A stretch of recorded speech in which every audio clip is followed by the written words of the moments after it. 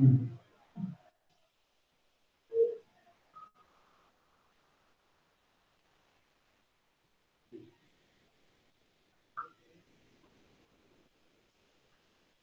Students, good evening. Good evening sir. बेटा आपका date तो नहीं हुआ ना फाइनल एग्जाम का भी, बोर्ड वाला?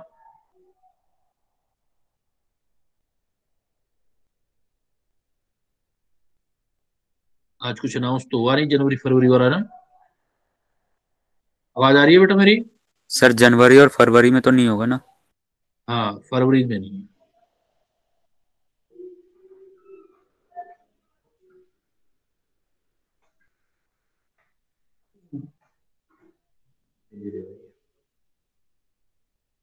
हाँ तो अब बताओ बेटा, क्या करना है, क्या रिवाइज करना है?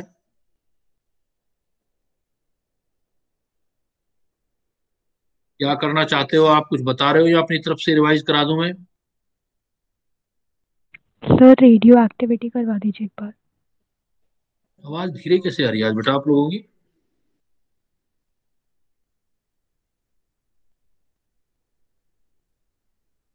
हेलो।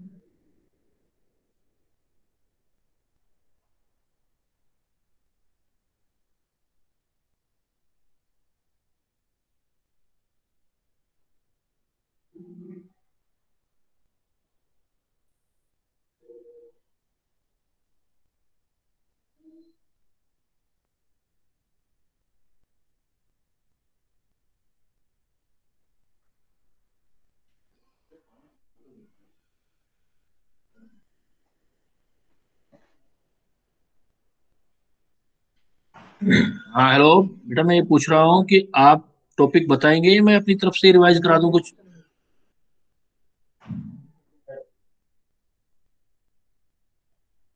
सर रेडियो एक्टिविटी करवा दीजिए। बेटा जोर से, थोड़ा सा आवाज कम कैसे है? ताशु, थोड़ा जोर से बोलो बेटा। सर रेडियो एक्टिविटी करवा दीजिए।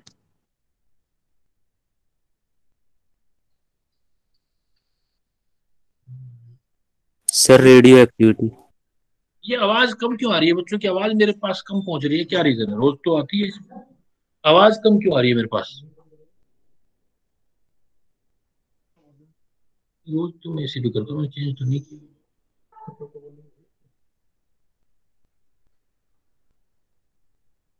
हम्म। हाँ बेटा आप बोलना एक बार,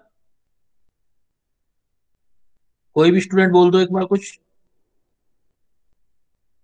सर हाँ अब ठीक है। हाँ बेटा, मैं ये पूछ रहा था कि जो टॉपिक आप लोग कोई चाहते हो रिवाइज करना है या मैं अपने मन से करा दूं? Sir radio activity. Radio activity? Radio activity का क्या लिंक है बेटा? सर केमिकल काइनेटिक्स में है ना? अच्छा, न्यूक्लियर केमिस्ट्री वाला, वो पार्ट? Yes sir. ठीक है। और भी बोल दो, जो जो बच्चे जो टॉपिक है वो मैं यहाँ लिखता जाता हूँ। एक तो आया मेरे पास रेडियो एक्टिविटी न्यूक्लियर केमिस्ट्री वाला। सर हाँ। सर आयोनिक इक्विलिब्रियम समझा देना सर। Ionic equilibrium. और बेटा एक एक बच्ची और बोल रही थी, क्या कह रहे थे बेटा आप? Sir radio activity. अच्छा, रेडियो एक्टिविटी आपका भी nuclear chemistry chemistry, ionic equilibrium. चलो मैं पहले, चलो न्यूक्लियर लेता हूँ, है ना? पहले अपने न्यूक्लियर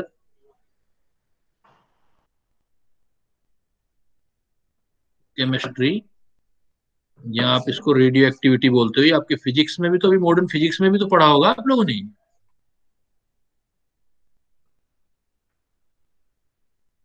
अभी फिजिक्स में भी तो पढ़ा होगा बेटा। Yes sir. ये इजी सा टॉपिक है, इतना मुश्किल तो नहीं। तो देखो, पहला पॉइंट ये होता है कि रेडियो एक्टिविटी होती क्या जी, इंट्रो कर। रेडियो एक्टिविटी का मतलब होता है कुछ न्यूक्लियस जो होते हैं अनस्टेबल होते हैं और उनमें अपने आप डिके होता रहता है, मतलब कुछ एनर्जीज, कुछ रेडिएशन, कुछ बाहर निकलते रहते हैं, तो हम बोलते हैं spontaneous decay of unstable nuclear. जो नेचुरल होती है वो अनस्टेबल न्यूक्लियाई में, नेचुरल रेडियो एक्टिविटी की बात करें तो अनस्टेबल कुछ न्यूक्लियाई होते हैं। क्या रीजन होता है सारा भी पढ़ेंगे हम। तो बस अभी यही पॉइंट है कि स्पॉन्टेनियस डिके होता है वो अनस्टेबल न्यूक्लियाई, और ये स्पॉन्टेनियस डिके जो होता है ये फर्स्ट ऑर्डर फॉलो करता है, first order kinetics follow,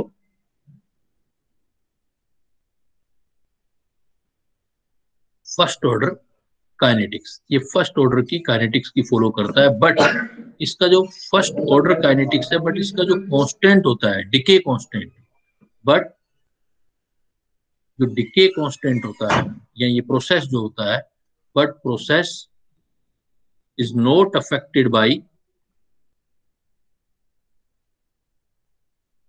temperature and pressure. जैसे कहीं कोई natural material radio active decay हो रहा है, उसका न्यूक्लियाई दूसरे न्यूक्लियाई में अगर कन्वर्ट हो रहा है, तो टेम्परेचर या प्रेशर, जैसे केमिकल रिएक्शंस होती है ना, केमिकल रिएक्शन को तो टेम्परेचर अफेक्ट करता है, लेकिन ये क्या है, न्यूक्लियर रिएक्शन है। जो न्यूक्लियर रिएक्शन को टेम्परेचर और प्रेशर डिके अफेक्ट नहीं करता। काफी इंपॉर्टेंट पॉइंट है ये, कि जो स्पॉन्टेनियस डिके हो रहा है वो होता ही रहे। अब पॉइंट आता है कि ये स्पॉन्टेनियस डिके, सपोज ये कोई हमारे पास एटम है, एटम का ये न्यूक्लियस है, ये न्यूक्लियस कुछ डिके करता रहता है। ये जो स्पॉन्टेनियस डिके होता है इसमें रेडिएशंस बाहर निकलते हैं। तो इस डिके को, ये स्पॉन्टेनियस डिके किस किस का होता है, तो अगर हम देखें तो जो स्पॉन्टेनियस डिके होता है, अपने आप डिके होता है, वो alpha beta particles and gamma radiation का होता है। गामा जो होते हैं वो रेडिएशन होते हैं, अल्फा बीटा पार्टिकल और गामा रेडिएशन होता है। तो पहले हम इसके बारे में सोचते हैं फिर कि भाई अल्फा पार्टिकल क्या होता है। तो अल्फा पार्टिकल का मतलब ये है कि ये जो है nucleus of helium, nucleus of helium, या इसको आप बोल सकते हो di positively charge, di positively charge helium ion, helium ion di positively charge helium ion है। दैट्स वाई हम क्या लिखते हैं कि इसको ऐसे रिप्रेजेंट करते हैं, 2 एटॉमिक नंबर, मास नंबर 4, ऊपर +2 चार्ज। एटम नहीं लेना बेटा, हीलियम एटम नहीं, हीलियम आयन लेना है, di positive helium ion. Helium में से दोनों इलेक्ट्रॉन निकाल दो, जो स्टेबल गैस है उसमें दोनों इलेक्ट्रॉन निकाल दो, तो जो बाकी जो बचेगा वो अल्फा पार्टिकल बचेगा। इसका मतलब अल्फा पार्टिकल का जो मास है, अल्फा पार्टिकल का मास, मास ऑफ अल्फा पार्टिकल, वो प्रोटॉन का 4 टाइम्स है, क्योंकि ये 4 आ रहा है देखो, 4 time of mass of proton है। और अल्फा पार्टिकल का जो चार्ज है, चार्ज ऑफ अल्फा पार्टिकल वो है 2 टाइम्स, ये 2 है, 2 times of charge of proton. Proton से हमें कंपैरिजन सीखना होता है इसका। तो पहला आपको क्लियर कट ये देखना है कि अल्फा पार्टिकल होते क्या है, या आपका इन अल्फा पार्टिकल का मतलब क्या है। तो अल्फा पार्टिकल जो है, alpha particle is the positively charged particle. Actually, these are the nucleus of helium, and it is equivalent to its mass is equivalent to 4 times of mass of proton, and charge is twice of charge of proton. Charge of proton के equal होता है। Clear, alpha particle clear, done करते जाना बेटा, आगे करता जाऊंगा जिससे मैं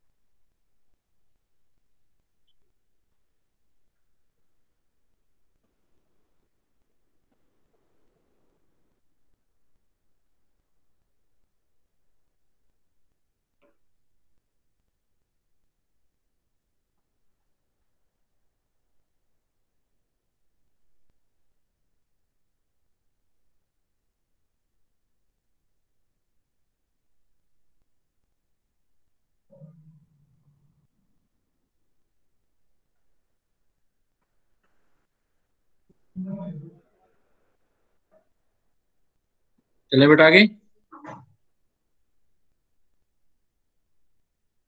यस सर।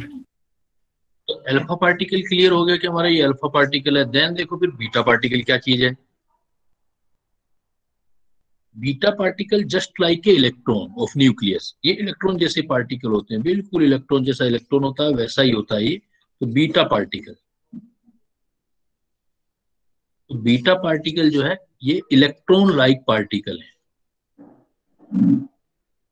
मतलब इनको न्यूक्लियस के इलेक्ट्रॉन बोल सकते हो आप, इलेक्ट्रॉन लाइक पार्टिकल है। इसलिए इसको आप रिप्रेजेंट करते हो जैसे इलेक्ट्रॉन को रिप्रेजेंट करते हो, E-1 0, या इसको इलेक्ट्रॉन ना लिख करके हम बीटा लिख देते हैं। बीटा यूनिट चार्ज होता है, मास जीरो का मतलब है नेग्लिजिबल मास होता है, क्योंकि इलेक्ट्रॉन का मास नेग्लिजिबल होता है। तो इनका मास भी हम जो है नेग्लिजिबल ले सकते हैं, इसलिए बीटा पार्टिकल को आप ऐसे लिख सकते हो -10 बीटा पार्टिकल। जब भी कोई प्राइमरी इमिशन होता है तो उसमें ये अल्फा और बीटा निकलते रहते हैं। अब ये कोई फिक्स नहीं है कितने अल्फा बीटा निकलेंगे, वो अलग अलग डिस्प्ले के लिए अलग अलग निकलते हैं, और कोई ट्रेंड भी नहीं है कि पहले अल्फा निकलेगा फिर बीटा निकलेगा, बट वो कैलकुलेट कर सकते हैं। तो ये जो पहले अल्फा बीटा का इमिशन होता है, इसलिए इसको हम बोलते हैं प्राइमरी इमिशन। प्राइमरी इमिशन, ये प्राइमरी इमिशन। अब इसमें तीन, जब ये दोनों निकलते हैं तो after emission of alpha and beta particle एक पार्टिकल और निकलते हैं। वो एक्चुअल में पार्टिकल नहीं है, वो गामा रेडिएशन है। गामा रेडिएशन, ये गामा रेडिएशन क्या है, एनर्जी बैलेंस करने के लिए ये चार्जलेस मासलेस, चार्ज भी नहीं होता इसमें, chargeless and massless, chargeless and massless electromagnetic radiation है। इलेक्ट्रोमैग्नेटिक रेडिएशन, इलेक्ट्रोमैग्नेटिक रेडिएशन है। तो इसमें चार्ज और मास नहीं है, इसलिए क्या है गामा रेडिएशन। ये जब अल्फा बीटा निकलते हैं तो ये जो निकलते हैं ये emit after alpha beta emission. Alpha beta emission, जो भी अल्फा और बीटा पार्टिकल न्यूक्लियस से इमिट होंगे उसके बाद ये निकलेंगे टू मैनेज या टू कंट्रोल एनर्जी। ये एनर्जी पार्टिकल है, टू मैनेज एनर्जी। तो इसलिए इसको हम बोलते हैं secondary emission.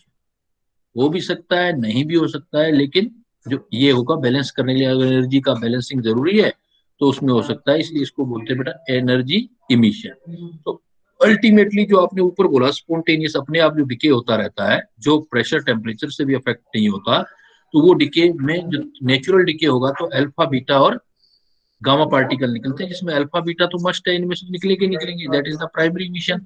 And after primary emission जो आपका गामा रेडिएशन बाहर रिलीज होता है उसको हम बोलते हैं सेकेंडरी। क्लियर? लिखते जाओ बेटा साथ में, क्लियर भी करते जाओ, कोई चीज नहीं आए समझ तो पूछते जा सकते हो।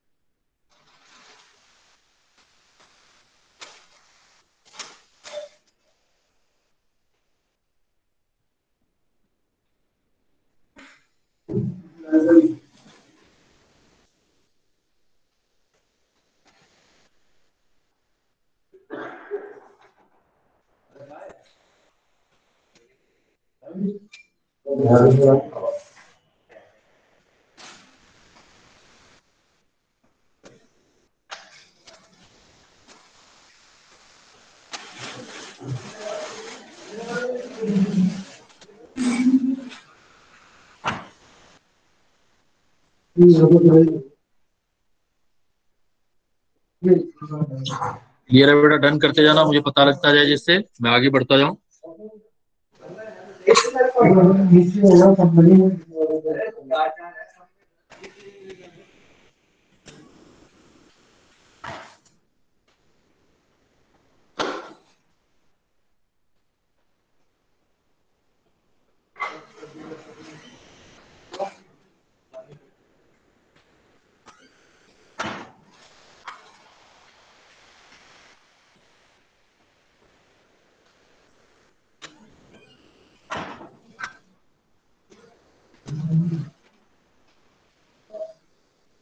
लिख रहे हो ना या कहीं चले जाते हो?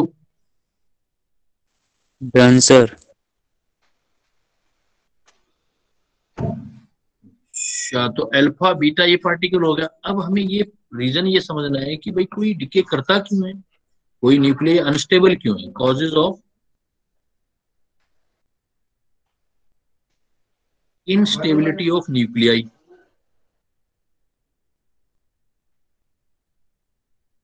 causes of instability of nuclei, इसका कॉजेज जो होता है वो एनपी रेशियो है।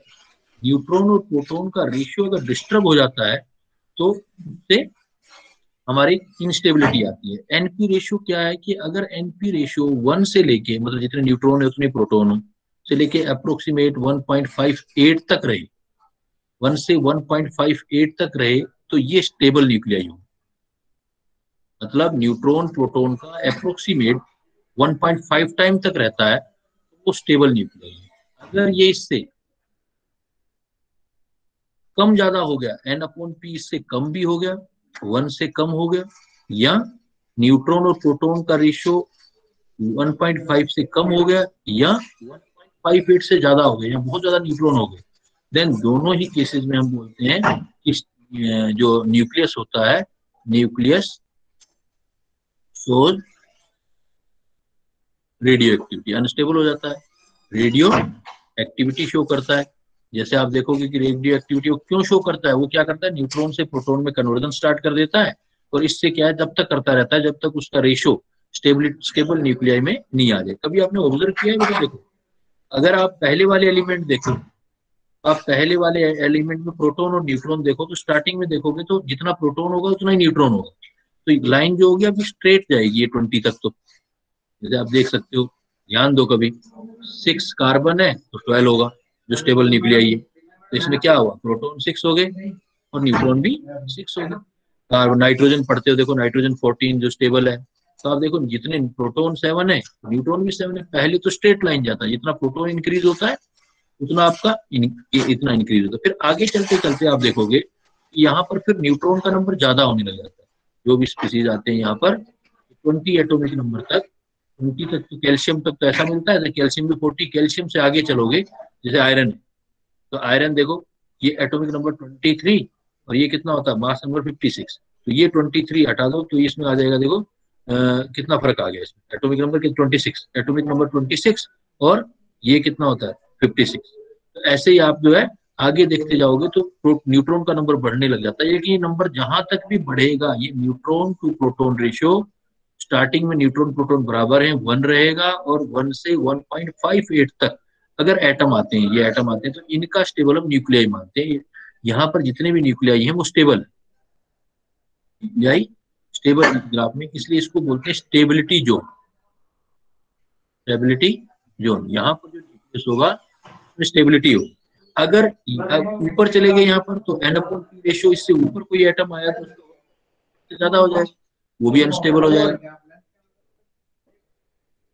और अगर नीचे जाओगे तो n/p रेशियो 1 से भी नीचे चला गया तो भी वो अनस्टेबल हो जाएगा। तो इसका मतलब अल्टीमेटली बेटा समझे क्या होता है, क्यों कोई न्यूक्लियर अनस्टेबल होता है, अगर उसमें न्यूट्रॉन का नंबर प्रोटॉन से बहुत ज्यादा वेरी कर जाता है, 1.58 रेशो से 1.5 टाइम से भी ज्यादा अगर न्यूट्रॉन लग जाते हैं प्रोटॉन में, तो अनस्टेबल हो जाता है। और वो स्टेबिलिटी गेन करने के लिए न्यूट्रॉन से प्रोटॉन या प्रोटॉन से न्यूट्रॉन में कन्वर्जन करता है। That conversion, due to this, वो अल्फा या बीटा पार्टिकल का इमिशन स्टार्ट कर देता है। और ये आप आर्टिफिशियली भी कर सकते हो। अब जो आपकी रेडियो एक्टिविटी है, नॉट ओनली आपने सुना होगा कि भी एक एलिमेंट को दूसरे में चेंज करना है, तो है क्या, जैसे पुराने एग्जाम्पल में सुना था कि एक ऐसा पारस पत्थर था, लोहे को छुआ दो तो भी सोना हो जाए। तो इसका मतलब क्या हुआ कि उसका न्यूक्लियस में प्रोटॉन का नंबर ही तो चेंज कर दिया उसने। प्रोटॉन का नंबर चेंज कर दोगे तो वो आपका जो हो जाएगा वो एलिमेंट ही चेंज हो जाएगा। आयरन का एटॉमिक नंबर 26 है, प्रोटॉन 26 है, अगर आपने उसमें 26 में कुछ और कर दिया एलिमेंट, अगर आपने दूसरा कुछ कर दिया तो कोई और एलिमेंट हो जाएगा, आप एटॉमिक नंबर चेंज कर दो बस। तो ऐसी कोई टेक्निक भी हम यूज कर सकते हैं, बम्बार्डिंग करके या कुछ पार्टिकल का स्ट्राइक करवा करके उस एक एलिमेंट को दूसरे एलिमेंट में कन्वर्जन कर सकते हैं। तो कॉपर से क्लोरीन भी बना सकते हैं। कॉपर का एटॉमिक नंबर जैसे 29, और आप क्लोरीन में भी कन्वर्ट कर सकते हैं। क्लोरीन का एटॉमिक नंबर कितना होता है? Atomic number 17। तो आप प्रोटोन चेंज कर दो तो एलिमेंट चेंज हो जाता है। तो आर्टिफिशियली भी हो सकता है और नेचुरल भी हो सकता है। तो आर्टिफिशियली भी कर सकते हैं, नेचुरल जो ऊपर मैंने रीजन बताए हैं that is due to the natural radioactivity. Artificial में फिर क्या, जैसे पॉजिट्रॉन का यूज कर लो कि इलेक्ट्रॉन कैप्चरिंग कर लो, अभी मैं बताऊंगा स्टेबिलिटी कैसे कैसे अटेन कर सकता है। तो बट कॉजेज ऑफ इंस्टेबिलिटी पूछा जाएगा तो क्या बोलोगे बेटा? काज क्या है इंस्टेबिलिटी का, क्यों कोई न्यूक्लियस इंस्टेबल होता है? अगर आपको लोकल लैंग्वेज में आंसर बताना हो तो क्या बताओगे बेटा, क्या बोलोगे उसको? Sir number of neutrons number of proton से बहुत ज्यादा हो जाए, जब 1.5x से 1.5x ज्यादा से हो ज्यादा। जाए देन क्या हो जाता है, वो न्यूक्लियस स्टेबल होते हैं। तो आप कभी भी आगे देखना, जैसे आप कहते हो यूरेनियम निकाल के देखना, तो यूरेनियम में देखो, जैसे यूरेनियम 92 कितना होता है, 238। अब देखो न्यूट्रॉन निकाल के देखो, प्रोटॉन तो हो गए 92, और यूरेनियम में न्यूट्रॉन 238 में निकालो 92, 8 में चला गया 6, और ये कितना हो गया 13 में चला गया 4, 146। कितना बड़ा डिफरेंस आ गया देखो, बहुत ज्यादा न्यूट्रॉन डिफरेंस हो गया। तो अनस्टेबल हो जाते हैं, अनस्टेबल हो जाते हैं तो फिर ये रेडियो एक्टिविटी शो करते हैं। रेडियो एक्टिविटी का रीजन जो है वो proper improper ratio of N upon P होता है। क्लियर?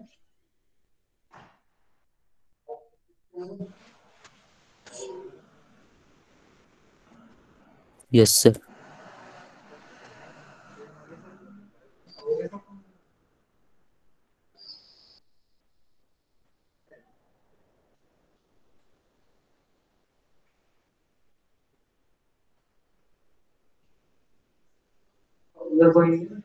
एक रख दो मेरा तो, एक ज्यादा फिर दिक्कत आती है।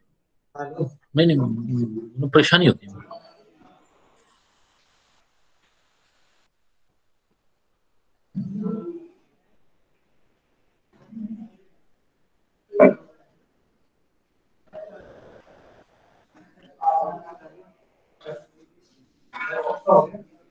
अक्सर को दे दो, खाना भी नहीं खाया उन्होंने। हो गया, चले बेटा आगे। Yes sir.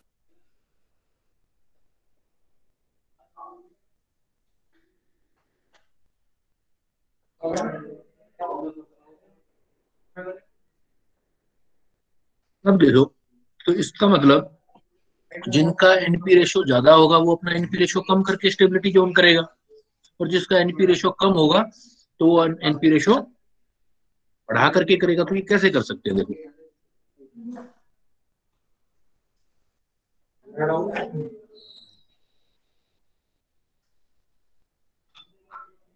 हाउ कैन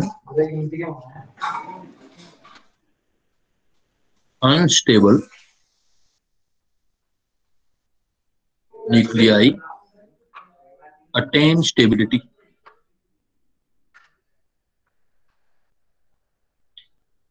ये देखो अब कैसे कर सकते हैं। तो ये क्या, एनपी रेशियो को चेंज कर।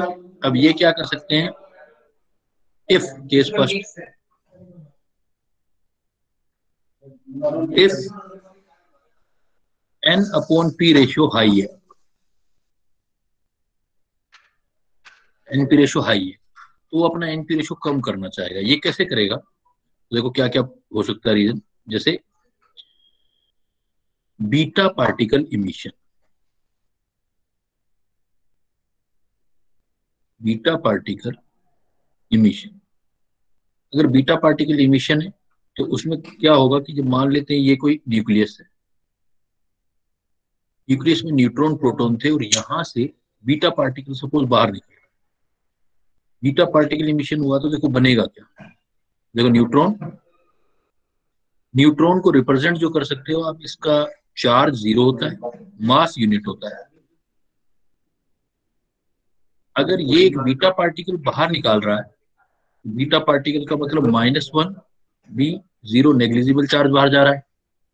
तो बैलेंस करने के लिए हमें क्या करना पड़ेगा, यहाँ प्रोटॉन डालना पड़ेगा। प्रोटॉन, प्रोटॉन, प्रोटॉन का जो चार्ज होता है +1 होता है और मास यूनिट होता है। तो अब देखो सम लगाओ, -1 और +1 कितना हो जाएगा? 0। -1 +1 0 नीचे, ऊपर देखो 0 और +1 कितना हो जाएगा? 1। तो इसका मतलब अगर मैं एक न्यूट्रॉन को एक प्रोटॉन में कन्वर्ट करूं तो न्यूक्लियस के अंदर ऐसा कुछ होगा चेंज? ये सपोज न्यूट्रॉन है, अगर एक न्यूट्रॉन एक प्रोटॉन में कन्वर्ट हो जाए, ये न्यूट्रॉन है 0 1, प्रोटॉन है +1 1, एक न्यूट्रॉन प्रोटॉन में कन्वर्ट हो जाए तो एक अल्फा बीटा पार्टिकल बाहर निकल आए, बीटा इमिशन हो। अगर बीटा पार्टिकल इमिशन हुआ तो न्यूट्रॉन से प्रोटॉन में कन्वर्जन होने लगा, तो न्यूट्रॉन कम होने लगे, प्रोटॉन बढ़ने लगे, तो एनपी रेशियो क्या होने लगेगा? डिक्रीज होने लगेगा।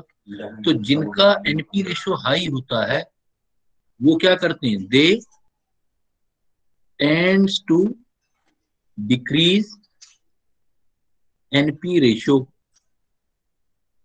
बाय, क्या किस किस से कर सकते हैं? देखो रेशियो बाय क्या करके कर सकते हैं? पहला देखा आपने, बीटा इमिशन पार्टिकल। अगर कोई बीटा इमिशन करता है, बीटा पार्टिकल बाहर निकालता है, तो उसका न्यूट्रॉन प्रोटॉन में कन्वर्ट होने लगता है, उससे न्यूट्रॉन प्रोटॉन में कन्वर्ट होने लगता है तो एनपी रेशियो कम होने लगता है और स्टेबिलिटी जोन में जाने लगता है।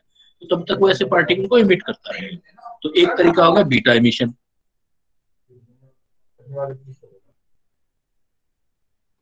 क्लियर? वन बाय वन देखते जाओ।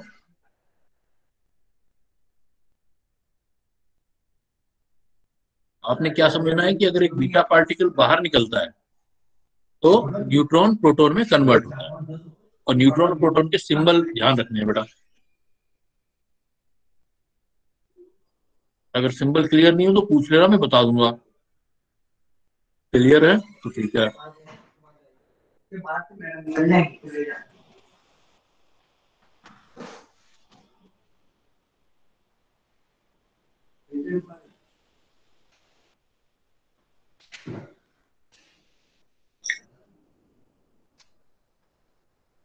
क्लियर है? समझ आ गया ना? न्यूट्रॉन प्रोटॉन ज्यादा हुआ है तो फिर वो कम करने के लिए क्या करेगा वो?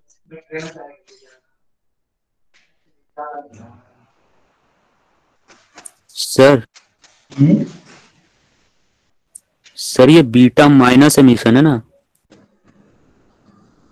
अगर देखो इस तरफ लाओगे तो माइनस हो जाएगा। इसी इक्वेशन को ऐसे भी लिख सकते हैं ना, बैलेंस करने के लिए। अगर मैं इसको ऐसे लिखता हूँ और ऐसे भी लिख सकता हूँ तो एक ही बात है। ये न्यूट्रॉन था, न्यूट्रॉन में से एक माइनस कर दिया ये, तो क्या बन जाएगा? देखो 0 में से -1 गया तो +1 रह गया, 1 में से 0 गया तो 1 रह गया। तो ये किसका होता है? चार्ज +1 और मास यूनिट किसका होता है? प्रोटॉन का। ऐसे पढ़ लो। इस तरफ लाओगे तो माइनस लिखना पड़ेगा और उस तरफ ले जाओगे तो प्लस में आएगा। या ऐसे भी तो लिख सकते हो, न्यूट्रॉन का कन्वर्जन प्रोटॉन में करो, न्यूट्रॉन 0 1 होता है, ये +1 1 होता है, तो बचेगा क्या? ये चीज बचेगी, ये 0 है ये +1 है तो -1 लगाना पड़ेगा, ऊपर 1 में से 1 गया 0 लगाना पड़ेगा। तो ये इलेक्ट्रॉन की जो इलेक्ट्रॉन लाइक पार्टिकल होता है यही क्या होते हैं? बीटा बीटा पार्टिकल होते हैं ना। इलेक्ट्रॉन जैसे ही तो होते हैं ये बीटा पार्टिकल। जब भी आप न्यूट्रॉन से इस डायग्राम को देखो, ये न्यूक्लियस बना के दिखाया मैंने आपको। जब एक न्यूट्रॉन से प्रोटॉन में कन्वर्ट होगा तो कभी कन्वर्ट होगा जब न्यूट्रॉन से प्रोटॉन में, जब एक इलेक्ट्रॉन मतलब बीटा पार्टिकल बाहर निकल जाएगा न्यूक्लियस, न्यूट्रॉन प्रोटॉन में कन्वर्ट हो जाएगा। तो न्यूट्रॉन प्रोटॉन के अंदर कन्वर्ट हो गया तो न्यूट्रॉन कम हो गए, प्रोटॉन बढ़ने लग जाएंगे। मैथमेटिकली सोचो ना, न्यूट्रॉन कम होने लगेंगे, प्रोटॉन बढ़ने लगेंगे, तो एनपी रेशियो, N/P का रेशियो क्या होने लगेगा? डिक्रीज होने लगेगा। तो जो पहले क्या था? हाई था, एनपी रेशियो हाई था इसलिए तो अनस्टेबल था।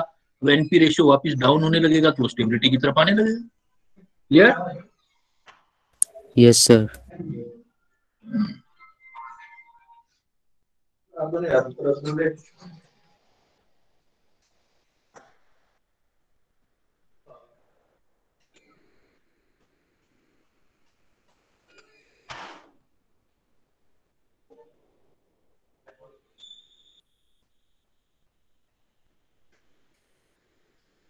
Beta particle emission. एक ये तरीका हो सकता है, या आर्टिफिशियली करना चाहते हो, ये तो नेचुरली होगा बीटा पार्टिकल इमिशन। अगर आर्टिफिशियल करना चाहते हो तो ये कर सकते हैं हम, attack of positron, attack of positron. अब आपको ये पता होना चाहिए पॉजिट्रॉन क्या होते हैं। पॉजिट्रॉन क्या होते हैं? इलेक्ट्रॉन होते हैं, लेकिन पॉजिटिव इलेक्ट्रॉन होते हैं, चार्ज पॉजिटिव, पॉजिटिव इलेक्ट्रॉन। तो बिल्कुल इलेक्ट्रॉन जैसे ही होंगे ना ये तो, बस फर्क ये होगा कि मास नेग्लिजिबल, चार्ज यूनिट होगा, लेकिन ये प्लस में होगा। तो अगर मैं किसी न्यूक्लियस में ये अटैक करवा दूं, तब भी क्या होगा देखो, अगर मैं ये अटैक करवा दूंगा तो जैसे ये न्यूक्लियस है, तो इसमें भी न्यूट्रॉन प्रोटॉन में कन्वर्ट हो जाएगा। आर्टिफिशियली कराओगे तो कैसे, ये देखो सम करो। सपोज एक पॉजिट्रॉन न्यूट्रॉन से अटैच हो जाए तो 0 और +1 मतलब +1, और 1 + 0 मतलब यूनिट, ये प्रोटॉन बन गया। तो न्यूट्रॉन से अगर मैं न्यूक्लियस के बारे में सोचूं तो ये न्यूक्लियस, ये सपोज न्यूट्रॉन 0 और 1, और ये प्रोटॉन +1 और 1। अगर मैं यहाँ अटैक करवा दूं, मतलब एक न्यूक्लियस में एक पार्टिकल ले आऊं, और वो पार्टिकल हो पॉजिटिव पार्टिकल, जिसको पॉजिट्रॉन बोलते हैं, इलेक्ट्रॉन जैसा होता है पॉजिट्रॉन, अटैक करा आर्टिफिशियली करवा रहे हैं, तो उसमें क्या होगा, वो न्यूट्रॉन से चिपक जाएगा, और न्यूट्रॉन से चिपक के क्या बना देगा, फिर प्रोटॉन बना देगा। तो न्यूट्रॉन से प्रोटॉन बनेगा, तो न्यूट्रॉन का नंबर कम होगा, प्रोटॉन का नंबर ज्यादा होने लगेगा। न्यूट्रॉन से प्रोटॉन में conversion, again NP ratio decrease हो जाएगा। तो एनपी रेशो आप डिक्रीज किस तरीके से कर सकते हो, तो दो तरीके आ गए ना आपके पास बेटा। कौन कौन से दो तरीके हो गए, या तो बीटा पार्टिकल इमिशन, ये तो नेचुरल फिनोमिना है, और अगर आपने आर्टिफिशियल करना है तो फिर अटैक ऑफ पॉजिट्रॉन, पॉजिट्रॉन का अटैक करके भी आप कर सकते हो। क्लियर?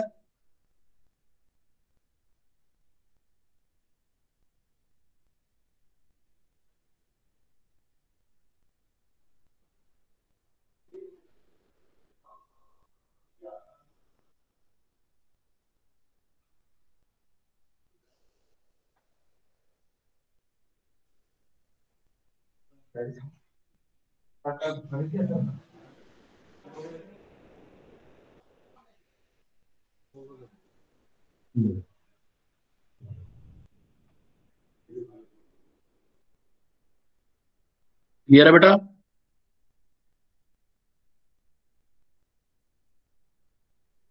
अब जरूरी नहीं है कि बीटा पार्टिकल ही निकले, कभी एनपी रेशियो बढ़ने लगता है, कभी घटने लगता है, बढ़ता है घटता है, तो अल्फा बीटा ऐसे निकलते रहते हैं, और तब तक ये अरेंजमेंट अपने आप स्पॉन्टेनियस चलता रहता है, तब तक वो स्टेबिलिटी जोन में आती है। मतलब नॉट नेसेसरी कि एनपी रेशियो आपको हमेशा घटाना ही है, वो न्यूक्लियस अपने आप ही कभी बढ़ाएगा कभी घटाएगा। आपको तो ये स्टडी करना है कि किन केसेस में एनपी रेशियो घटता है और किन एनपी रेशियो बढ़ता है।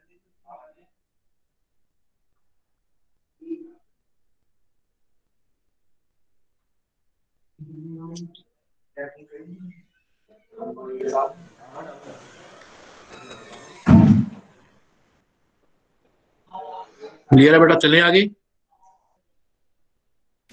Yes sir. अब सपोज एनपी रेशियो आपको कम करने हो तो कैसे करेंगे? एनपी रेशियो ये तो हाई थे, कम कम करने थे, ये तो हो गया। अगर एनपी रेशियो कम हो, केस सेकंड,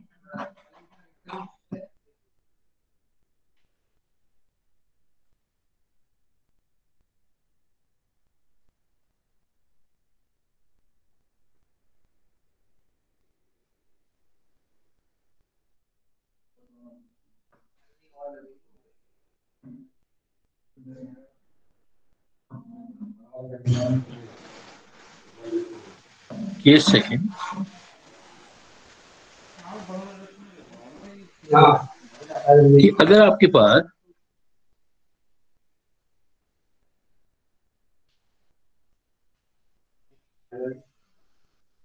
अगर आपके पास एनपी रेशियो लो है, इफ एनपी रेशियो लो और वी वांट टू हाई,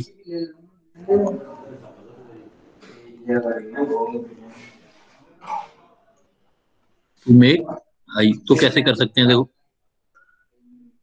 इसमें पहला पॉइंट हो सकता है एक बोलते हैं वो आर्टिफिशियल वाला, अगर करना है आपको, नेचुरल करना है, नेचुरल करना है तो अल्फा इमिशन। अगर आप अल्फा इमिशन करते हो तो अल्फा इमिशन से देखो होगा क्या। सपोज कहीं से एक अल्फा पार्टिकल आपने निकाल दिया, सपोज यूरेनियम है, यूरेनियम का एटॉमिक नंबर है 92 और मास नंबर है 238।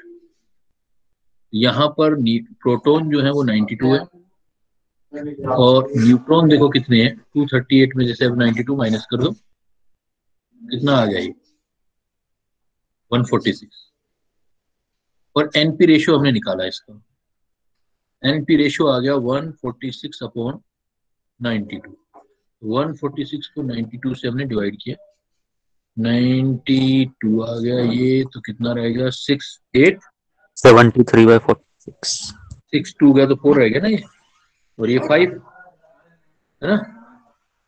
तो अब आगे कितना पर चला जाएगा 54, तो 54 पॉइंट लगा दें तो जीरो लग जाएगा, कितने पे जाएगा ये 9596 54, 1.6 आ गया।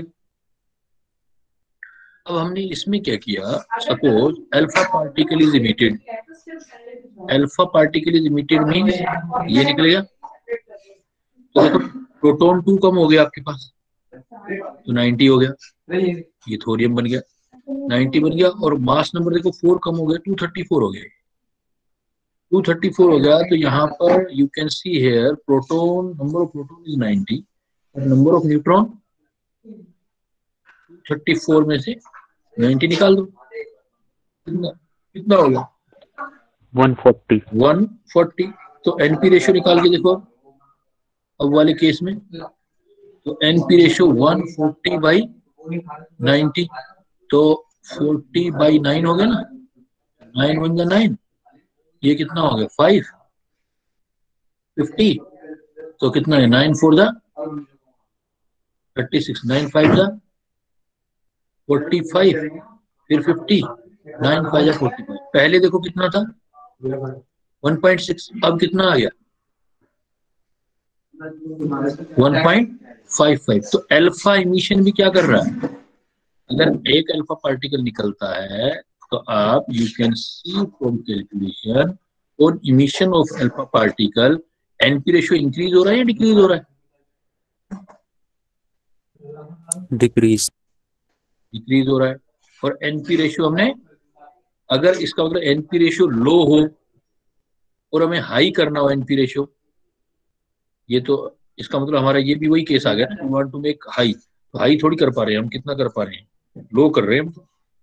14 9 9 9 चेक कर लो एक बार, 9 5 सही है ना, 9 5 45 50 9 5 45, तो ये हमारे पास कितना आ रहा है, तो ये भी हमारा डिक्रीज आ रहा है। तो इसका मतलब यहाँ भी एनपी रेशियो लो नहीं, हाई वाला केस आएगा, तीसरा सी आ जाएगा इसमें, ये भी सी भी उसी का केस आएगा। अभी ये नहीं लो, अभी ये लो, अल्फा इमिशन करते हैं देन भी एनपी रेशियो जो हमारा डिक्रीज आता है, एनपी रेशियो हमारा इसमें भी डिक्रीज जा रहा है। तो इन सारी चीजों में डिक्रीज जा रहा है, तो हमारा एक पॉइंट आ गया। तो ये भी चीज होगी कि अल्फा हो चाहे बीटा हो, दोनों में एनपी रेशियो डाउन जा रहे हैं हमारे, दोनों में एनपी रेशियो डाउन, तो अल्फा इमिशन से भी neutron to proton ratio down जाएगा।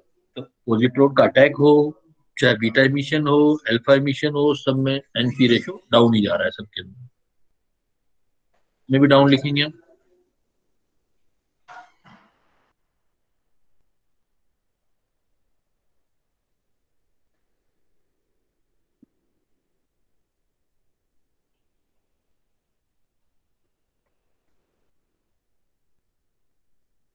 तो अब हमारे पास ये देखो कि फिर ये एनपी रेशियो लो हो तो क्या हो सकता है, कैसे कर सकते हैं हम।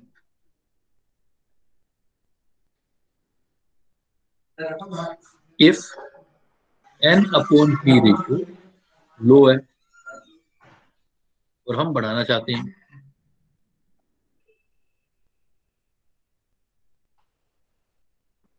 We want to make high, बढ़ाना चाहते हैं, we want to make high, तो बढ़ाना चाहते हैं तो क्या कर सकते हैं। देखो एक तो आपने अभी अटैक को पॉजिट्रॉन कराया था, उसकी उसकी जगह आप क्या करा दो, पॉजिट्रॉन इमिशन करा दो।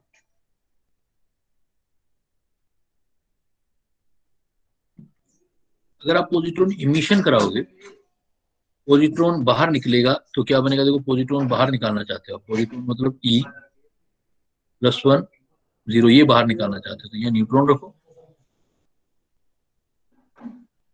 ये प्रोटॉन रखो,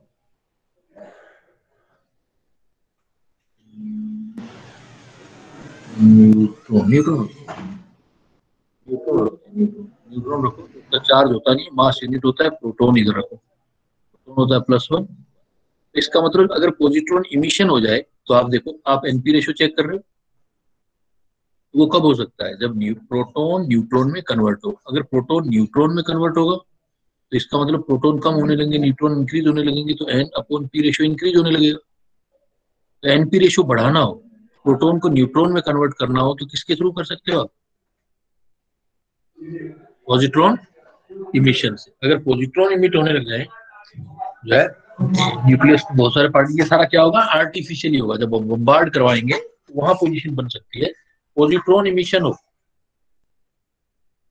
तो एनपी रेशो आपके इंक्रीज होने लगेगी।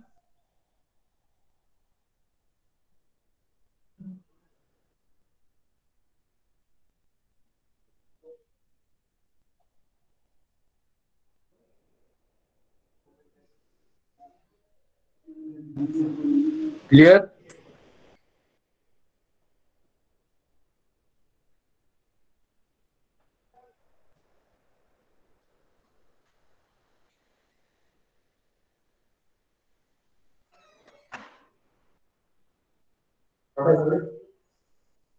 चले आगे।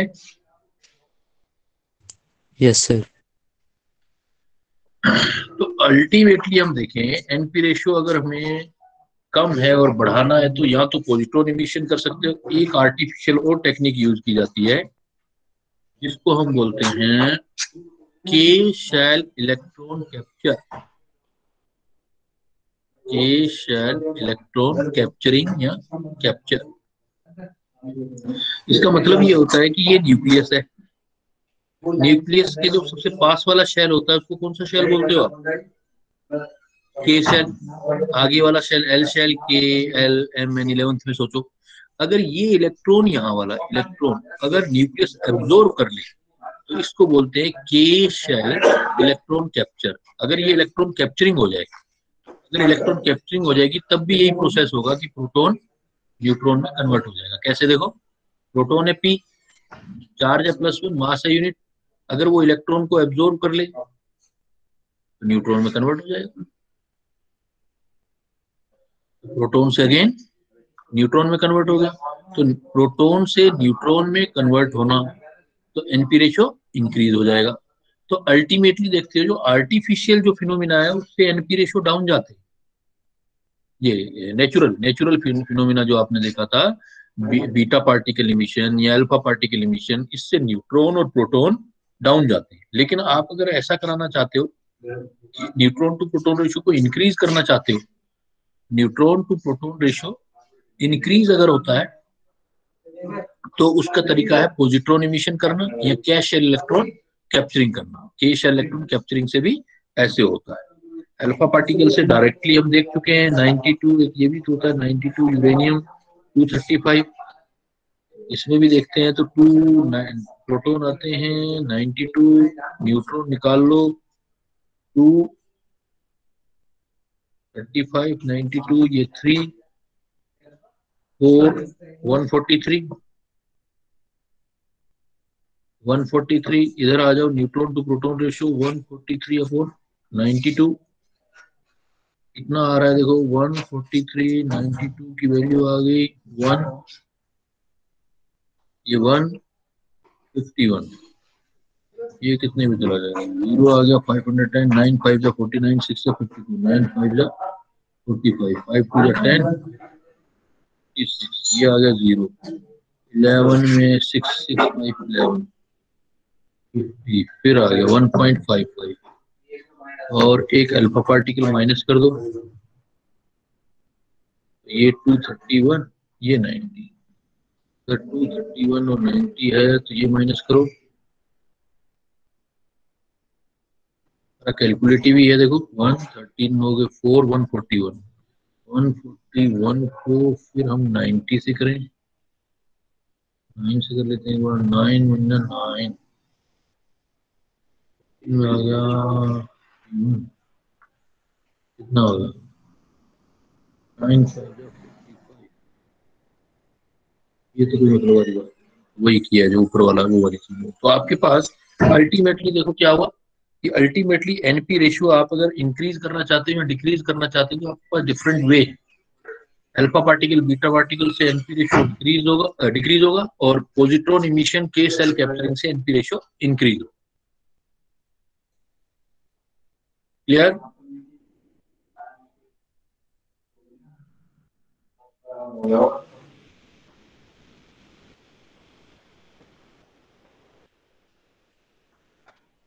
Okay sir. अब एग्जाम में क्वेश्चनिंग कैसे आएगी?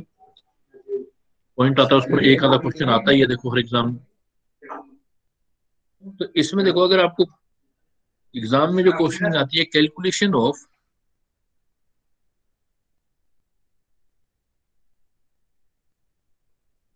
Alpha and beta particle emitted. Exam में क्वेश्चनिंग आएगी कि अल्फा और बीटा पार्टिकल इमिटेड है, उनको कैलकुलेशन कैसे करोगे?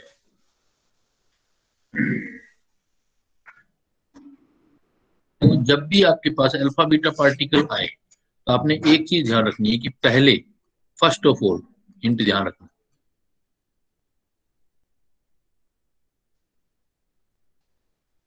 अगर आप अल्फा पार्टिकल निकालते हो तो नंबर ऑफ अल्फा पार्टिकल, जैसे सपोज एक लिया मैंने एक्स न्यूक्लियाई, पेरेंट न्यूक्लियाई, और ये बना रहा है वाई न्यूक्लियाई। एक्स से वाई बना रहा है, एक्स का एटॉमिक नंबर है Z1, मास नंबर है A1, इसका है Z2 और ये है A2।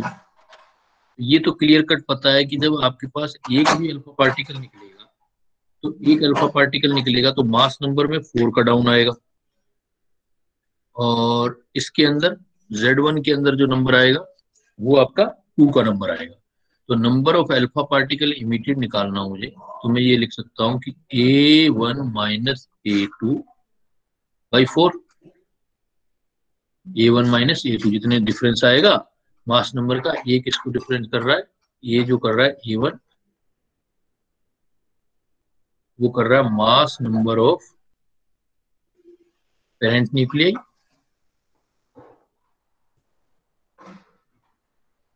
और A2 जो है mass number of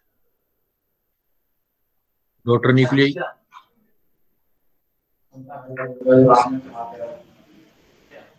mass number of daughter nuclei. तो A1 और A2 अगर हमें पता हो तो डिवाइड बाय 4 कर देंगे alpha particle. First of all calculate करना है, चाहे वो पूछे एग्जामिनर नहीं पूछे, लेकिन आपको पहले इसी को कैलकुलेट करना है।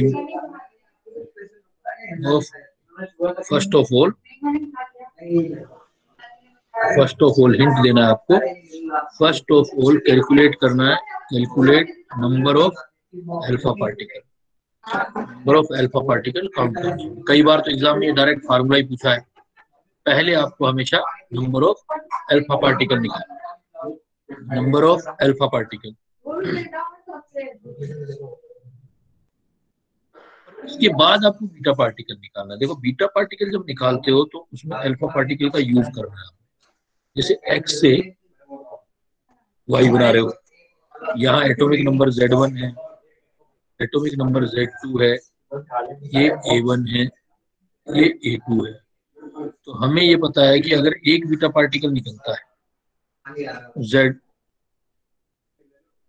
एक बीटा पार्टिकल निकलता है तो Z1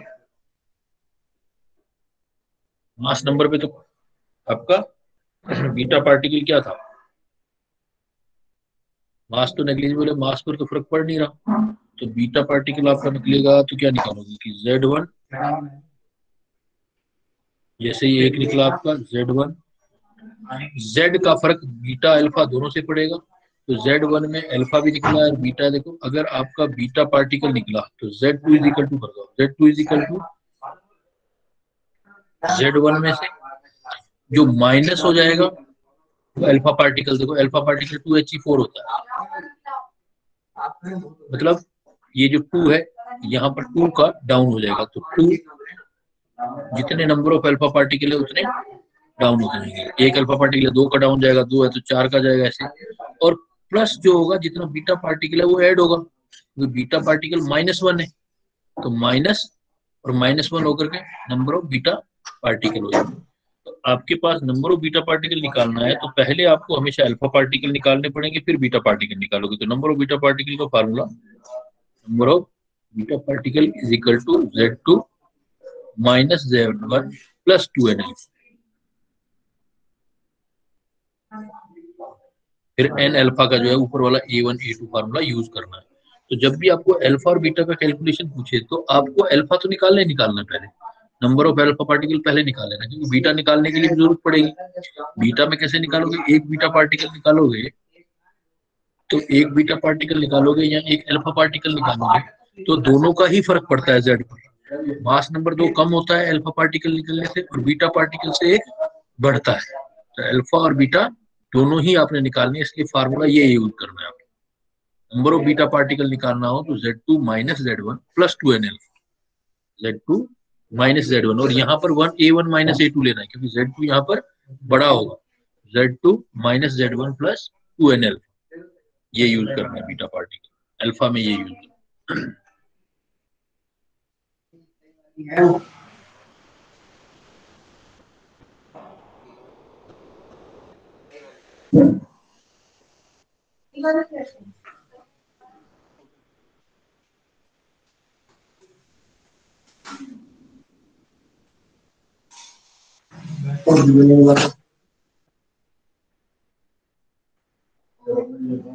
क्लियर?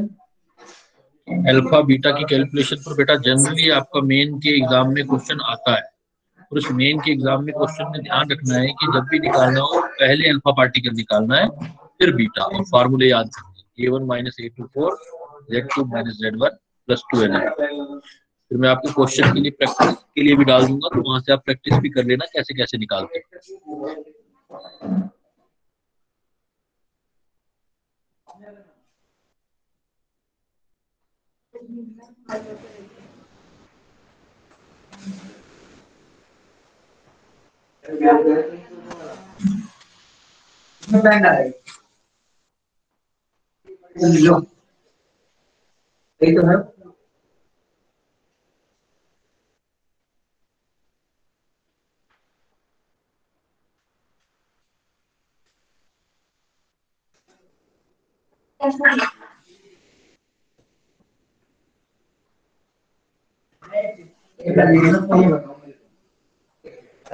क्लियर बेटा, लिख लिया? Yes sir. देखो मैं एक एग्जांपल शेयर करता हूँ आपसे, और चीज क्लियर समझ आ जाएगी। सपोज मैं कहता हूँ कि आपके पास यूरेनियम का एटॉमिक नंबर 92 है और मास नंबर 238। मैं कहता हूँ आपको एक अल्फा पार्टिकल निकालो, एक बीटा पार्टिकल निकालो, क्या बने? तो देखो आप क्या करोगे, ऐसे शॉर्ट आउट करोगे ना यूरेनियम, आप कहोगे कि भाई यूरेनियम में 92 हुआ, पहले 238 हुआ, मैंने एक अल्फा पार्टिकल निकाला 2He4, तो इसमें 2 का डाउन हो गया, ऊपर 4 का डाउन हो गया, तो ये हो गया 90। ये सपोज आपका 90 कुछ भी बना XYZ, तो कुछ भी बन गया X 90 और ऊपर 4 हो गया तो 230। फिर मैंने आपको बोल दिया कि एक बीटा पार्टिकल भी निकाल दिया। अब एक बीटा पार्टिकल निकला, बीटा पार्टिकल जो निकला है वो तो ये है -1 E0, उसमें तो ऊपर तो कोई फर्क नहीं पड़ा, वो तो 234 ही रहा। लेकिन ये 90 से 91 हो गया, तो जो 91 वाला होगा वो हम भी XY बन गया क्योंकि मास नंबर चेंज हो गया। तो इसका मतलब प्रोडक्ट क्या चेंज हुआ हमारा, 91 डॉटर निकली आई 234। अब इसी पॉइंट को ऐसे लगा दो, जैसे आप मान लो एग्जामिनर आपको बोल देता है आपने यूरेनियम लिया 92, ये 238 लिया, है ना, और यहाँ पर क्या है, मैंने कहा कुछ बना दिया Y, और Y बना दिया इसने, इसको 92 ही रखा और यहाँ पर 230 कर दिया, 230 कर दिया। तो बताओ कितने अल्फा और बीटा पार्टिकल निकालेंगे? तो ऐसा केस कभी भी आ जाए तो मैंने आपको ये बोला है कि it is advisable sir first of all alpha particle निकालो, फार्मूले की वैलिडिटी चेक कर रहे हैं। अल्फा पार्टिकल निकालोगे तो क्या पढ़ा था हमने alpha particle, A1 minus A2/4। ये निकाल लोगे अल्फा पार्टिकल तो कितना आ जाएगा 238 माइनस 230/4, मतलब 8/4, मतलब 2 अल्फा पार्टिकल। क्लियर। अगर बीटा पार्टिकल निकालना है तो मैंने क्या बोला था, बीटा पार्टिकल तो Z2 minus Z1 plus 2 10 alpha. Alpha particle निकालने मस्ट है हमें, अल्फा पार्टिकल निकालने मस्ट है। कैसे, Z2 कितना है देखो हमारे पास, Z2 और Z1, तो Z2 और Z1 कितना किया आपने, Z2 माइनस Z1 और हमारे हो गए तो अल्फा पार्टिकल। ये क्या किया मैंने इस फार्मूले में, Z2 Z1, अगर अल्फा पार्टिकल निकलता है तो 2 की कमी होती है, इतने अल्फा पार्टिकल होंगे तो निकाला हमने। तो ये कितना रह गया, कितना होगा, कोई मैथमेटिकल प्रॉब्लम, ये 92 था। पहले एक अल्फा पार्टिकल निकला तो 90 हो गया, 91 92 बीटा पार्टिकल निकालो, Z1 Z2 तो बराबर आ रहा है, बराबर है ना। 2 प्लस एन अल्फा कितना है 2 अल्फा पार्टिकल। ये मैंने गलत कर दिया इसका मतलब, क्योंकि हमारे पास अल्फा पार्टिकल तो हमने 2 निकाले थे ना, 4 की कमी आई थी। सर 4 बीटा पार्टिकल हो। ये नहीं, ये 90 होगा, ये थियोरेटिकली प्रैक्टिकली सही नहीं था। 90 माइनस 90 कर दो उसको, 90 करोगे तो कितना आएगा देखो 92। ये क्यों हुआ, क्योंकि हमारा एक अल्फा पार्टिकल, 2 अल्फा पार्टिकल निकले, 4 की कमी हुई, 4 की कमी हुई तो कितना हो गया 88, फिर 2 हो गया। अब यहाँ पर Z2 माइनस Z1 कैसे आ रहा है, Z2 minus Z1 2 N alpha है ना, Z2 माइनस Z1, तो ये हो गया Z आ जाएगा, माइनस प्लस हो जाएगा ना अपने आप। Z2 कितना ले रहे हैं, Z2 ये ले रहे हैं 90, ये ले रहे हैं 92, कितना हो गया 90 में से 92 चला गया -2 प्लस 4, तो कितना हो गया 2, इसका मतलब 2 alpha particle 2 beta particle, 2 alpha particle 2 beta करके देख लो। जैसे यूरेनियम में 238 है, पहले अल्फा पार्टिकल निकाले 2 आपने,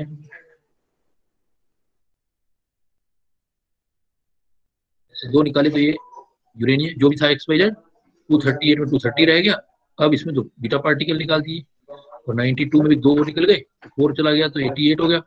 अब फिर 2 बीटा पार्टिकल निकाल दिए, ये 90 आ गया और X 230 रह गया, है ना। तो डायरेक्ट फार्मूला यूज करना है आपको। तो स्पेशली आपको क्या ध्यान देना है कि number of alpha particle, number of beta particle कैसे कैलकुलेट करोगे, फार्मूला याद रखना है।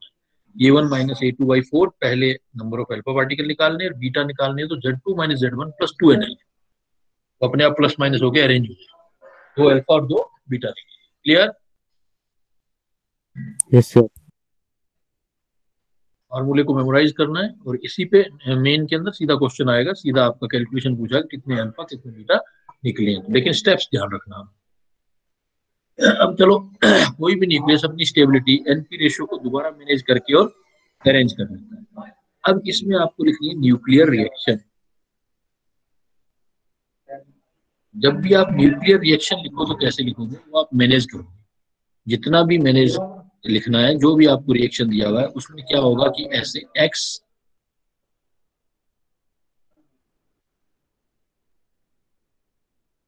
न्यूट्रॉन, जैसे ब्रैकेट में लिखा होगा प्रोटॉन और वाई, जो पहले दे रखा होगा वो ऐड करना है एक्स में से, वो अटैकिंग न्यूक्लियो अटैकिंग पार्टिकल होगा हमेशा, अटैकिंग पार्टिकल। और जो बाद में लिखा होता है, जैसे इधर न्यूट्रॉन है इधर प्रोटॉन, बाद वाला प्रोटॉन जो है वो इमिटेड पार्टिकल, वो आपका इमिटेड पार्टिकल है, इमिटेड पार्टिकल। जैसे मान लो आपने कोई भी एग्जांपल लिया, सपोज उसने आपको दे दिया क्लोरीन,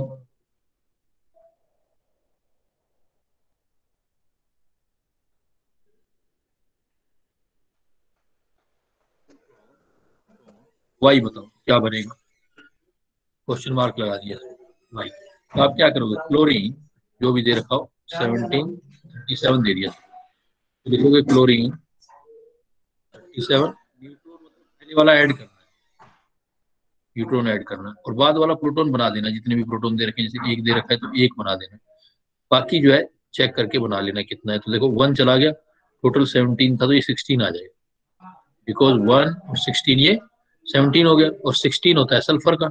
ऊपर देखो 37, 1 ये आ गया, 1 ये आ गया, तो ये 37 है, ये आपका आंसर है। बैलेंस करके लिखना है, तो जो भी न्यूक्लियर रिएक्शन आपकी लिखी होगी, ये होता है representation, representation of nuclear reaction. कोई भी न्यूक्लियर रिएक्शन उसका रिप्रेजेंटेशन करना है, देन हम एक्स और वाई इस टाइप से कर सकते हैं, कोई भी टेकिंग पार्टिकल, और जो पहले जो होता है वो टेकिंग, और बाद वाला इमीडिएट। क्लियर?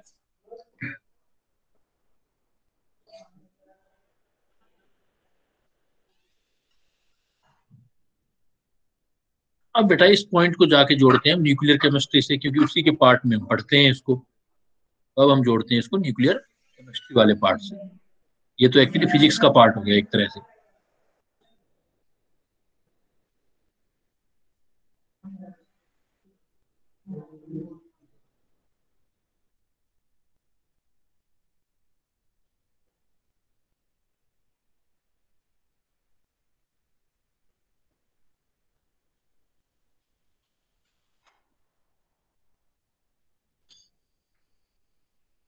चलें बेटा आगे।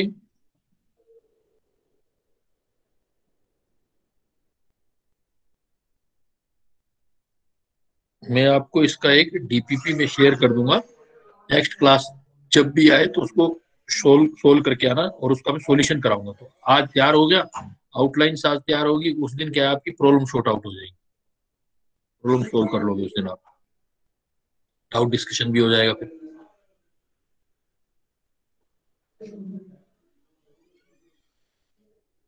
चलें बेटा आगे।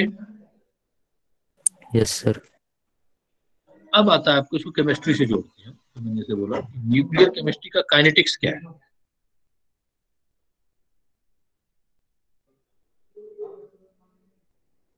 Kinetics of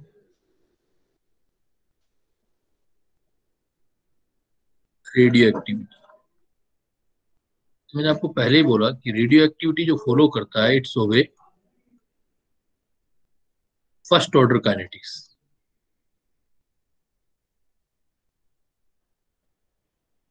first order kinetics, first order kinetics मतलब जैसे सपोज ये अनस्टेबल न्यूक्लियाई है कोई, मान लेते हैं आप कोई सैंपल लेते हैं, रेडियो एक्टिव सैंपल लिया,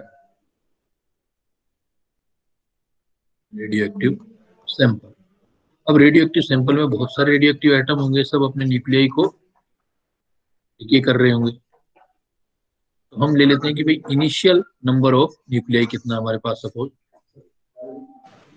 initial number of nuclei suppose N है, या एन जीरो। अब इसमें क्या है कि यहाँ से डिके हो गया, और डी एन पार्ट डिके हो गया, डी एन ये हो गया डिके। अब डिके हो गया तो rate of decay, rate of decay, तो इसको मैं क्या लिख सकता हूँ, D N by D T, D N by D T. और कम होते जाएंगे ये पार्टिकल, तो माइनस कर, धीरे धीरे पार्टिकल कम होते जाएंगे, डिके होते जाएंगे। और फर्स्ट ऑर्डर काइनेटिक्स के अकॉर्डिंग क्या होता है, रेट डायरेक्टली प्रोपोर्शनल जो भी आपका इनिशियली अमाउंट होता है, या इनिशियल, मैं इनिशियल क्यों बोलूं, जो भी आपका अमाउंट होगा नंबर ऑफ न्यूक्लियाई,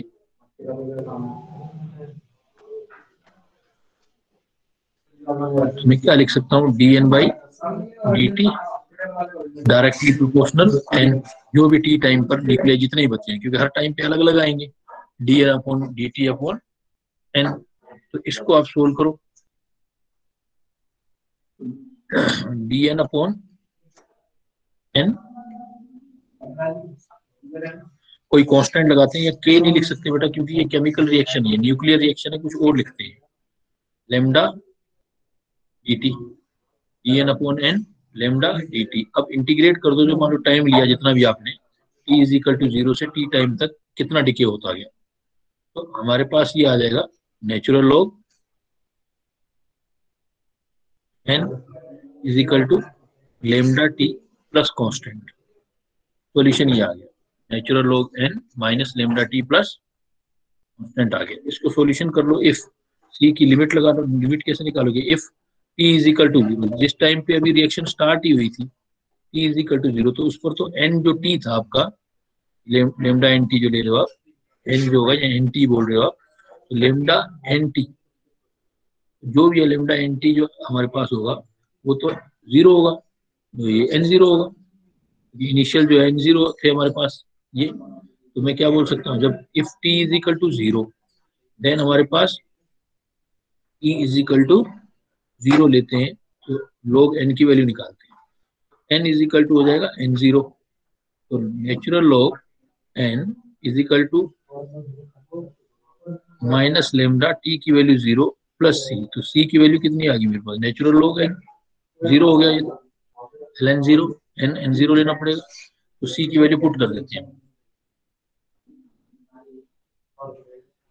सी की वैल्यू पुट कर देंगे तो natural log N N T कुछ भी कह दो टी टाइम पर is equal to minus lambda T plus C है, तो ये आ गया N zero.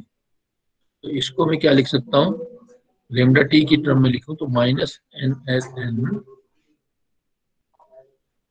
Is equal to lambda T minus L N, minus इधर लिया ना, माइनस चेंज कर दिया ना, पहले ऐसे कर देते हैं, वैसे क्यों चेंज कर रहे हैं, हम ऐसे ही लिख देते हैं L N minus L N zero is equal to lambda T, तो एल एन एन, तो natural log N upon N zero is equal to lambda T, तो N upon N zero is equal to exponential lambda T. इससे हमारी Wilhelmy equation आ जाएगी, Wilhelmy equation N is equal to या N T is equal to N zero exponential minus lambda T, N is equal to N T. यहाँ से आपको देखो clear cut पता लग रहा है कि एक बार एन आपने स्टार्ट कर दिया, रेडियो एक्टिव स्टार्ट हो गया, एक बार रेडियो एक्टिविटी स्टार्ट होगी ना, तो फाइनल कब होगी, जीरो कब होगी, एन टी आपका जीरो कब होगा, तो if T is equal to infinite कर दो, T is equal to infinite कर दो, तब भी जो है तब जाकर के हमारी रिएक्शन कंप्लीट होगी। If T is equal to then reaction approach to completion. इसलिए रेडियो एक्टिव जो है ना, कभी भी कंप्लीशन में रिएक्टेंट, सो प्रैक्टिकली अगर हम देखें तो रेडियो एक्टिव सब्सटेंस जो जैसे बॉम्ब वगैरह होते हैं, तो आज भी देखो जापान में उसका इफेक्ट होता है, तो प्रैक्टिकली वो कभी खत्म ही नहीं हो सकता। So practically reactant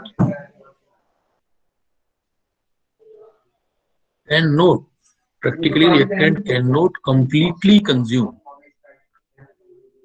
completely consume तो तभी हो सकता है ना जब हमारा जितना न्यूक्लियर लिया वो जीरो हो जाए, तो आपका जीरो रहेगा ही नहीं, N is equal to N zero E minus lambda T रहेगा, इसलिए फर्स्ट ऑर्डर काइनेटिक्स है। अब इसको आप ऐसे भी लिख सकते हो भैया, फर्स्ट ऑर्डर में ये फार्मूला जो लिखते थे ना, K is equal to 2.303 upon T log क्या लिखते थे, A upon A minus X, but यहाँ पर के की जगह क्या लिख दो, लेमडा, क्योंकि ये केमिकल काइनेटिक्स है, ये न्यूक्लियर है, तो 2.303 फार्मूला वही है, लॉग ए की जगह लिख दो एन जीरो और ए माइनस एक्स की जगह लिख दो एन टी,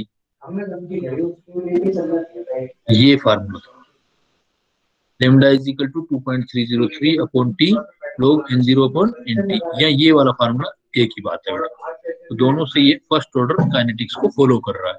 फर्स्ट ऑर्डर का मतलब है रिएक्टेंट कभी भी प्रोडक्ट को अप्रोच नहीं कर सकते। देख लो बेटा दोबारा सारा यहाँ से देखते जाओ, तो नीचे फिर मैं एंड पे पहुंच जाता हूँ।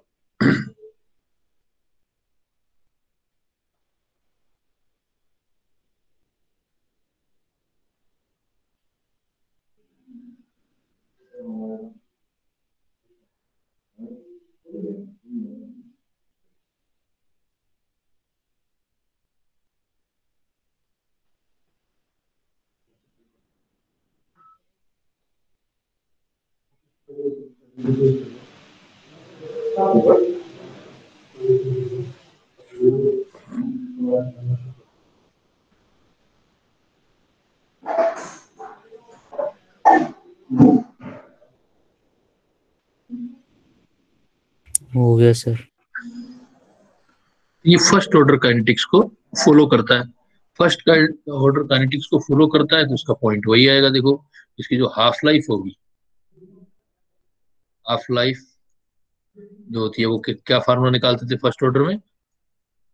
Half life in first order reaction कोई भी हो, चाहे न्यूक्लियर हो, तो आप निकालते थे log 2 2.303 log 2 डिवाइडेड बाई के होता था या लेमडा हो। बट इसमें खास बात यह है कि लेमडा क्यों लिख रहे हैं, के ही क्यों नहीं लिखा? क्योंकि ये हो जाएगा 0.693 बाई लेमडा। एक्चुअली अगर ये के होता के जो होता है वो टेम्परेचर पर डिपेंड करता है। लेमडा जो होगा फर्स्ट ऑर्डर डिके कांस्टेंट है, फर्स्ट ऑर्डर डिके कांस्टेंट इस टेम्परेचर इंडिपेंडेंट। तो ये टेम्परेचर जो है वो इंडिपेंडेंट है। जो न्यूक्लियर रिएक्शन होती है वो टेम्परेचर इंडिपेंडेंट होती है। के होता तो टेम्परेचर पर डिपेंड करता, रेट कांस्टेंट होता तो केमिकल रिएक्शन में। टेम्परेचर इंडिपेंडेंट है इसलिए हाफ लाइफ भी टेम्परेचर इंडिपेंडेंट होती है। ऐसा केमिकल रिएक्शन में नहीं होता। Half life of first order chemical reaction, ये न्यूक्लियर है ना, अगर केमिकल रिएक्शन की बात होती, half life of first order chemical reaction depends upon temperature, लेकिन ये डिपेंड नहीं करेगी बिकॉज ये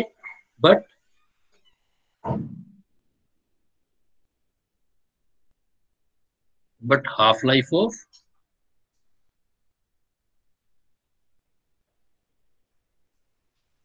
फर्स्ट ऑर्डर न्यूक्लियर रिएक्शन, अगर न्यूक्लियर की रिएक्शन है, न्यूक्लियर रिएक्शन न्यूक्लियस की डज नॉट डिपेंड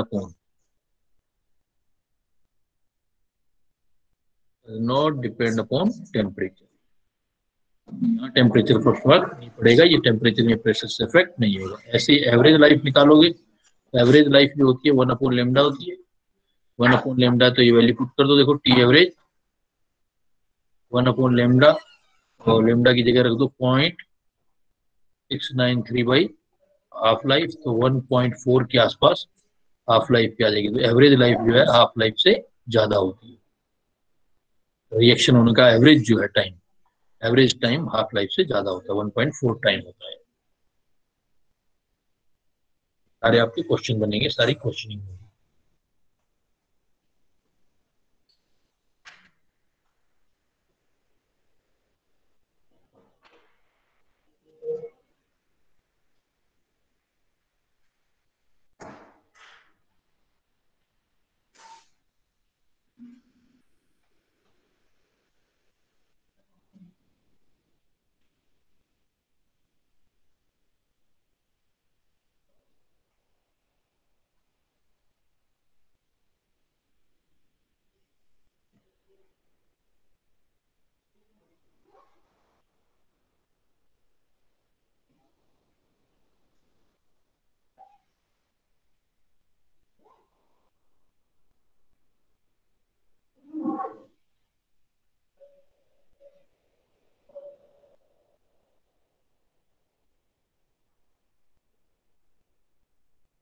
चले बेटा आगे।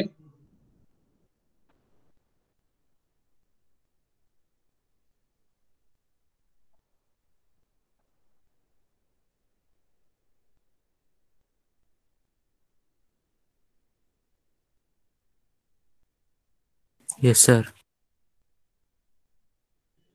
अब रहती है कैलकुलेशन, भाई कितने टाइम के बाद कितना आपका बचता है। तो सेम जैसे पहले यूज करते थे, जैसे कहते थे अमाउंट लेफ्ट, अमाउंट निकालना है तो अमाउंट की टर्म में लिख लो, जैसे A minus X amount left होता था ना, तो वो क्या होता था, A initial to A upon two total time और हाफ लाइफ निकाल, टोटल टाइम में हाफ लाइफ कर दो तो इतना आ जाएगा। या आपको एन भी निकालना है, एन टी, मतलब कितने टाइम के बाद कितने मोलिक्यूल बाकी रहे हैं, तो N zero to total time पूरा T divided by T, half कर दो, जितनी हाफ लाइफ है। टोटल टाइम और हाफ लाइफ, मतलब नंबर ऑफ हाफ लाइफ निकाल लियो। Number of half life is equal to होता है total time on one half life.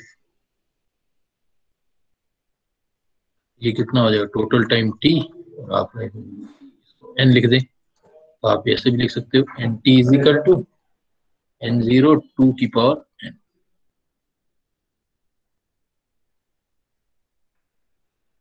जैसे जैसे मान लो हमारे पास 1000 न्यूक्लियाई है इनिशियल, फर्स्ट ऑर्डर डिके कर रहे हैं हम, हमारे पास इनिशियली है 1000 न्यूक्लियाई।